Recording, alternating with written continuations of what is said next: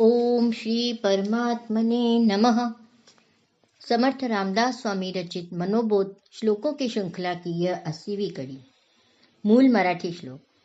धरा श्रीवरा त्या हरा अंतराते, तरा दुस्तरा त्या परा सागराते, सरावी सरा त्या भरा दुर्भराते, करानी करा त्या खरा मत्सराते। हिंदी अनुवाद। भजो शंभु के पूज्य श्री राम जी को, तरोगे भवाब्दी महासागर दुस्तर को। बिसरो पेट के दुर्भरों को, करो युद्ध मारो मद मत्सरों को।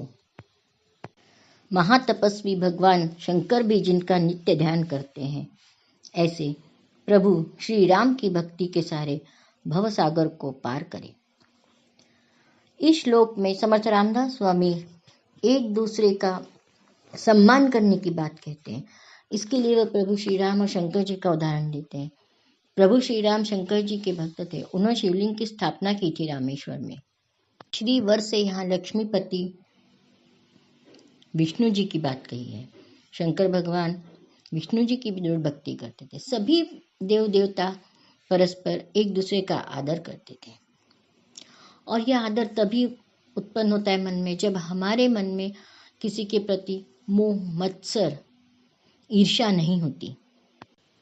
ईर्ष्या और मोह हमारी प्रगति के आड़ आते हैं। पेट की भूख जैसे कभी शांत नहीं होती, तो हम अगर कुछ भी खाते रहें तो हमारे आरोग्य के लिए हानिकारक ही होगा। इस प्रकार पेट की भूख के लिए सकस आहार की जरूरत होती है, उसी प्रकार हमारे निर्दोष विकास के लिए सुविचार रूपी आहार की जरूरत होती है।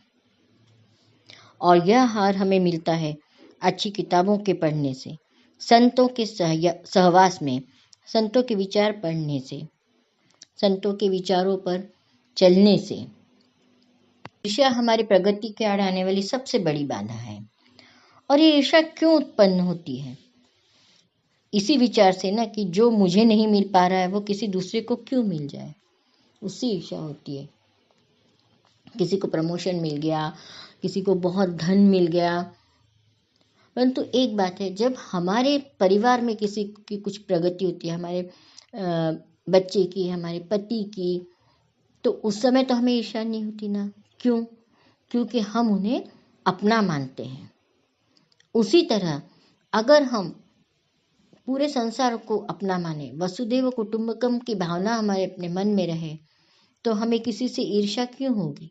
जब सभी अपने हैं, तो जैसे हमारे बेटे की प्रगति से हमें ईर्ष्या नहीं होती, वैसे और किसी की प्रगति से नहीं होगी, क्योंकि सभी अपने हैं। यह सब कर पाना एक सक्षम मन से ही संभव है। अगर मन सक्षम हो तो किसी भी संकट पर विजय प्राप्त की जा सकती है।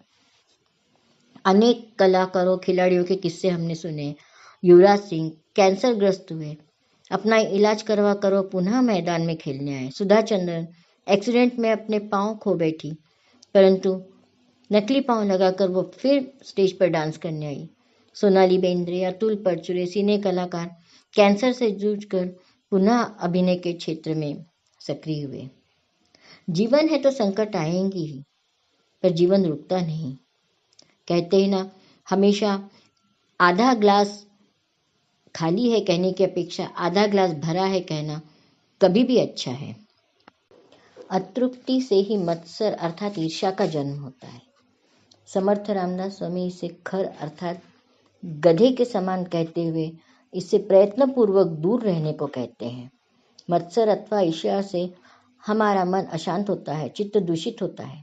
काम, क्रोध, लोभ, इनका एक सीमा तक समर्थन किया जा सकता है, परंतु मत्सर का समर्थन नहीं कर सकते। यह मानसिक विकृति है। जिस चित्त में मत्सर है, वह चित्त नाम के स्थान पर द्वेष का ही चिंतन करता है।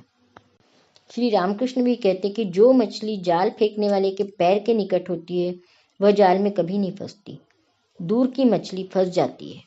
जो भगवान से दूर रहते हैं, उनके लिए यह सागर दुस्तर है।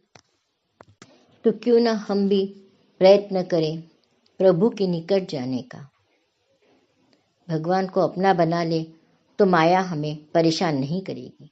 जय जय रघुवीर समर्थ।